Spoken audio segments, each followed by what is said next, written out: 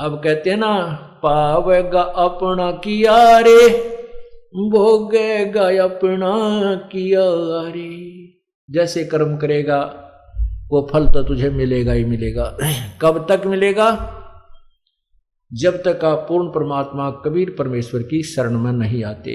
जैसा भी आपने सुना था कि मासा घटे ना तिल बधे, विद ना लिखे जो लेख, और सच्चा सतगुरु मेट कर ऊपर मारा मेघ।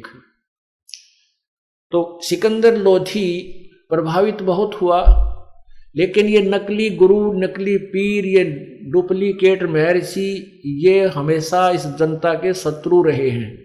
और ये भोली जनता इन पर बहुत विश्वास किया करती रही है कि ये जो कह रहे हैं सही है।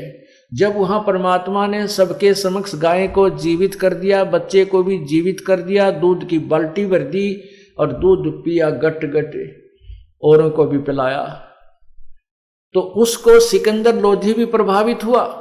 लेकिन वो नकली पीर जो शेख तकी था उसका शत्रु था, वो पीर नहीं था, गुरु नहीं था, वो गुरु के रूप में एक शत्रु था। जैसे ईसा मसीह जी ने यही शब्द उच्चारण किए थे कि जिनको तुम अपने निकटतम, जिनको तुम अपने गुरु मानते हो, ये तुम्हारे सामने तुम्हें बहुत अच्छे नजर आते हैं, बहुत प्यारे लगते हैं, ये भेड़ की शक्ल में ये भेड़िए हैं जो तुम्हारे जीवन को खा रहे हैं।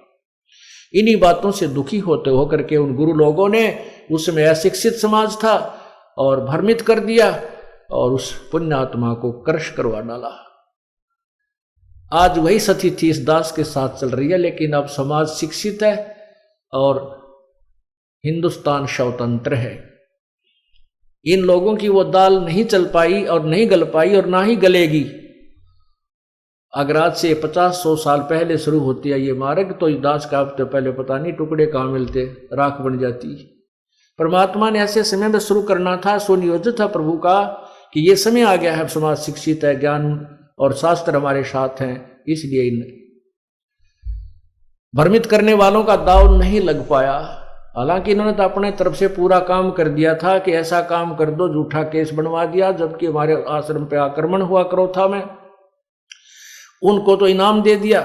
ये देखो यहाँ के काल के इस कलयुग के न्यायकारी राजा जो आक्रमण करने आए, कानून हाथ में लिया, उनको तो इनाम दे दिया, उन पे कोई केस नहीं करने को तैयार, और निर्दोष जो अपने आश्रम में बैठे थे चुपचाप उनके ऊपर आक्रमण किया। और ना जाने किन कारणों से उनको गोलियों से, पुलिस की गोलियों से घायल हुए हैं।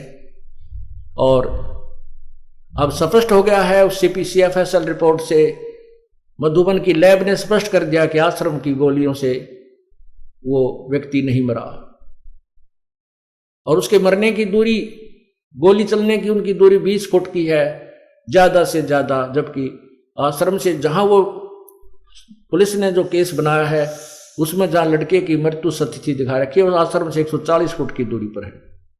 और भी बहुत से कारण हैं। इस दास के बंदूक लगा रखी थी जो हमारा सेवक वहां पर था भी नहीं, मधुबन अपनी कोई ट्रेनिंग पे गया हुआ था, वो बंदूक प्रयोग ही नहीं की किसी ने, वो चली ही नहीं थी, वो मेरा लगा दी झूठी कि बंदूक लिए बांध खड़ा था बंदूक। ऐसे नकली ड्रामे बनाए इन लोगों ने। रिपोर्ट में आया कि वो बंदूक से गोली कभी चली नहीं। हम टेक्निकल रूप से बता नहीं सकते कब चली, अर्थात इस कांड के दौरान यह बंदूक चली ही नहीं है। परमात्मा ने चारों तरफ से उनको फिट्टे मुंह कर दिया। कहते सांच को आंच नहीं होती। तो उस समय उन गुरुओं की बहुत चला करती थी, भोली भाली जनता थी। उन पाप आत्माओं को ये अच्छे मनुष्य, अच्छे व्यक्ति मानते थे। राजा लोग भी उनको अच्छे मानते थे। अब हमारे को झूठा केस बनाकर इन्होंने जेल में भी डाल दिया, सारे काम कर दिए। लेकिन अब हमारा जो का तो वो जितने भी बच्चे थे वो ऐसे तोते की तरह पढ़ा रखे थे, तत्व ज्ञान से परिचित थे। आज और बढ़कर आ रहे हैं, हजारों की संख्या में और नाम ले लिया और ज्यादा जुड़ गए। इसलिए अब ये मार खाने वाला समय नहीं है, पहले ऐसा हुआ करता था, हो जाता था।